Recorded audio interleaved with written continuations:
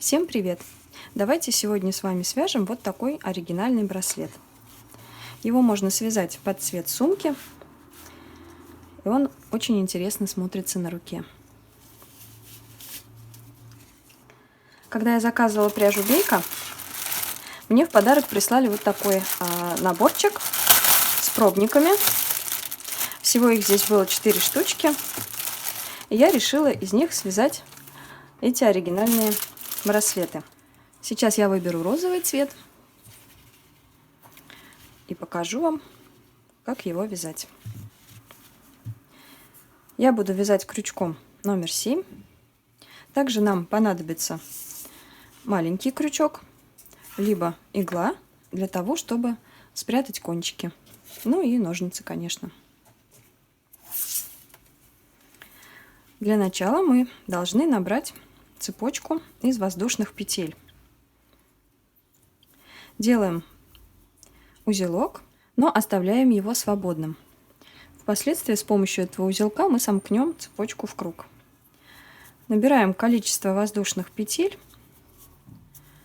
необходимое для того, чтобы наш браслет был нам по руке. Я наберу 22 воздушные петли. На мою руку это будет как раз.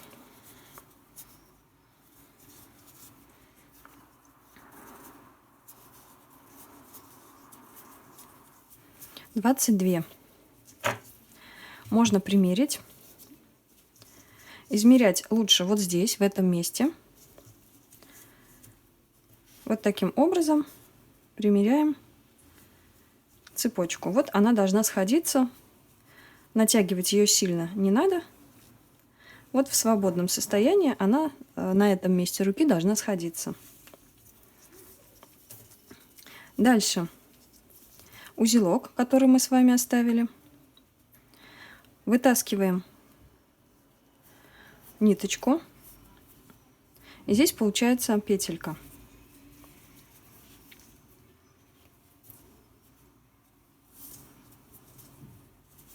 И с помощью этой петельки мы смыкаем в круг цепочку. Вводим в петельку крючок и провязываем соединительный столбик. И дальше начинаем вязать браслет. Его мы будем вязать по спирали соединительными столбиками, весь браслет, за верхние полупетельки, вот за эти.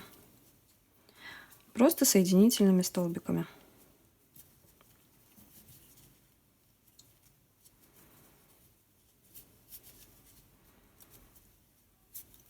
То есть заводим крючок под петлю, захватываем рабочую нить и тут же провязываем ее через петлю на крючке. И таким образом вяжем столько рядов, сколько нам необходимо. Если вы хотите, чтобы браслет был потоньше, соответственно, вяжите поменьше рядов. Для более широкого браслета побольше.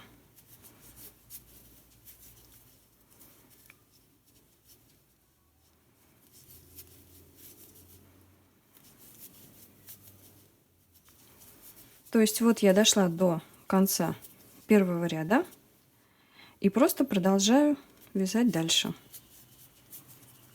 за верхние полупетельки.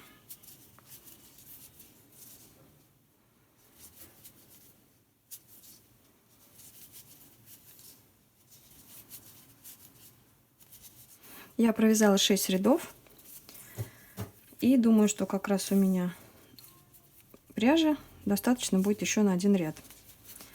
Последний ряд нужно вязать поплотнее, для того, чтобы он был одинакового натяжения с первым рядом, с набором петель. Довязываем последний ряд до конца и будем прятать хвостики. Итак, дошли до конца, от начала нашего вязания. И последнюю петельку мы провяжем за верхнюю петлю и за перемычку за ней, для того, чтобы сгладить переход, сгладить перепад высоты.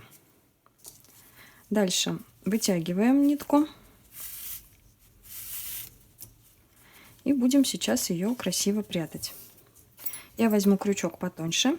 Обычно я это делаю с помощью иглы, но вам сейчас покажу, как можно это сделать крючком. Заводим его под вторую петлю от конца, под обе перемычки, захватываем нитку и протягиваем наизнанку. Вот так. Теперь нам нужно здесь сформировать продолжение нашей косички, то есть вот эту вот ниточку вот таким образом сюда положить и пропустить вот в это отверстие. Заводим крючок с изнанки. Ну, можно вот так. И выходит у нас крючок как раз в этом отверстии. Захватываем нитку и пропускаем через все петли. Вытягиваем. У нас получилась аккуратная косичка, продолжение нашей косички.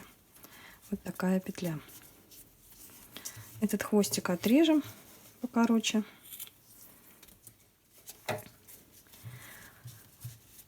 Теперь вот этот кончик мы таким же образом спрячем на этой стороне. Заводим крючок под вторую петлю от конца вязания. Пропускаем ее на обратную сторону. И здесь вот под эту перемычку пропускаем еще раз.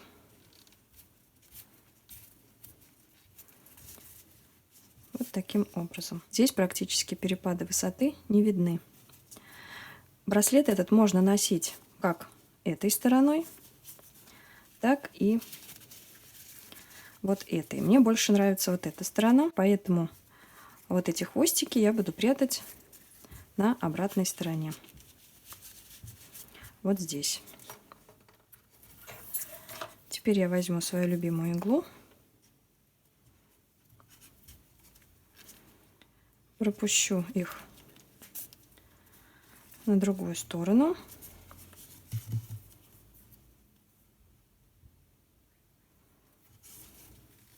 Аккуратно, чтобы с лицевой стороны все выглядело аккуратно, незаметно. И здесь просто спрячу кончики в разных направлениях, чтобы получилось крепко.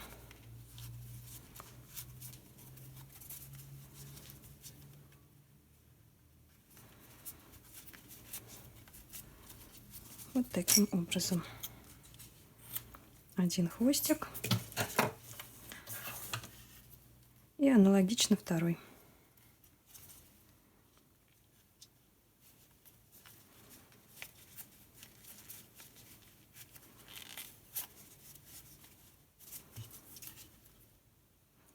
Можно это делать и крючком.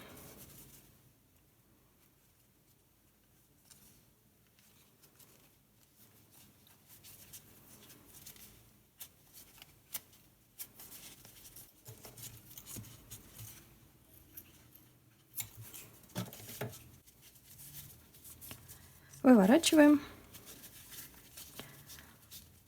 и смотрим. Вот такой замечательный браслет у нас получился. Очень здорово смотрится, мне очень нравится. Вот посмотрите. Красивый оригинальный браслет.